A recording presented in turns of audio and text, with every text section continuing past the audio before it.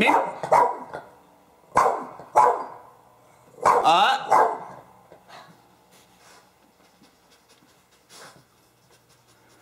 Sorry for the interruption. Hush.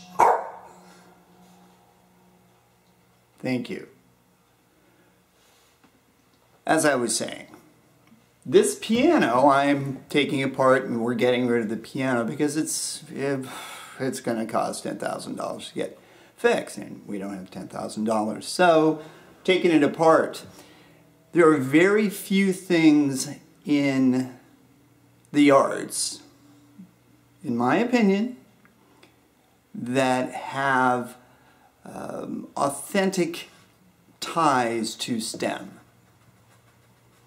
The engineering that goes into a piano is one of the things that we can really use because it's an instrument and there are a lot of moving parts that had to be figured out to get it to work the way it works.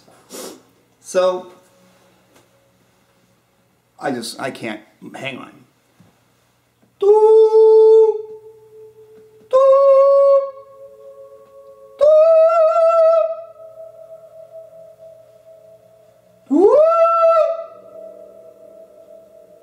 Yeah, that doesn't work because I'm gliding and that's not going to give us what we need.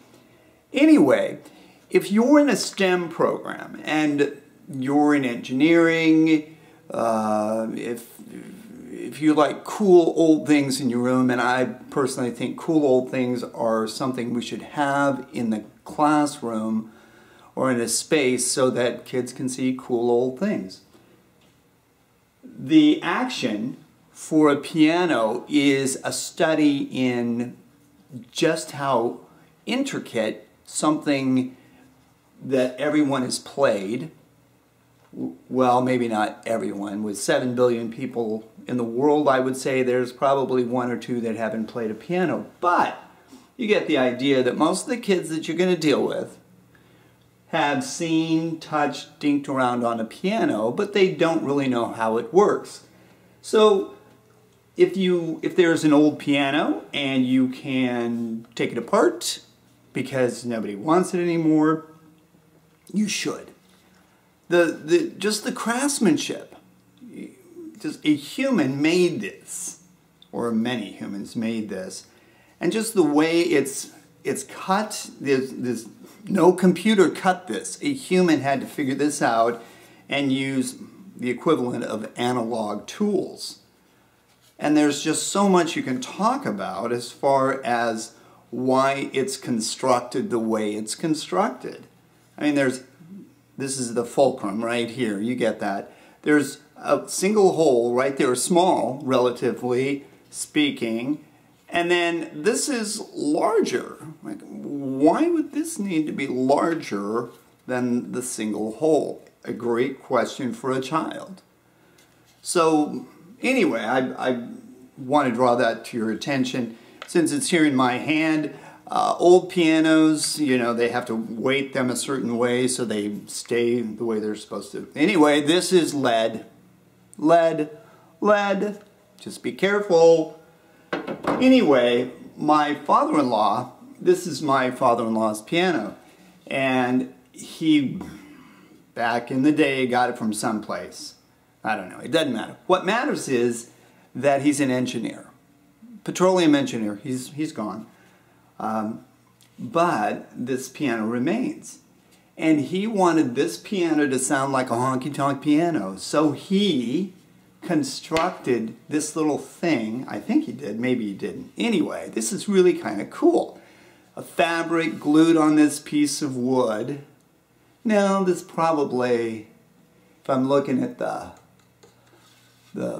stuff here, it looks like it's older than he is, so anyway, or was.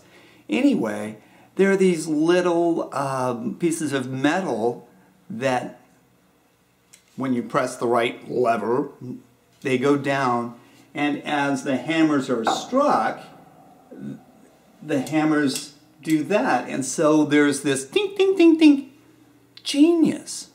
Genius. I mean, how do we get a sound that a piano isn't going to make?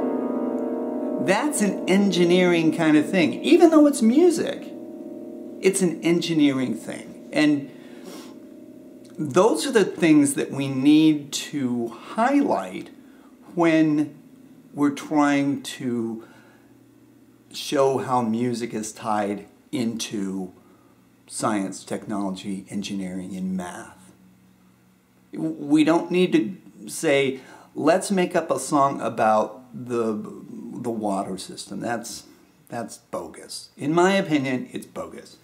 So that's that. Engineering, really, really kind of cool. And I don't have it here, but the action of a piano, you know, all the things that go up and then go like that, you should have, if you're a physics person in the middle school and the high school, you should have the action of a piano right there in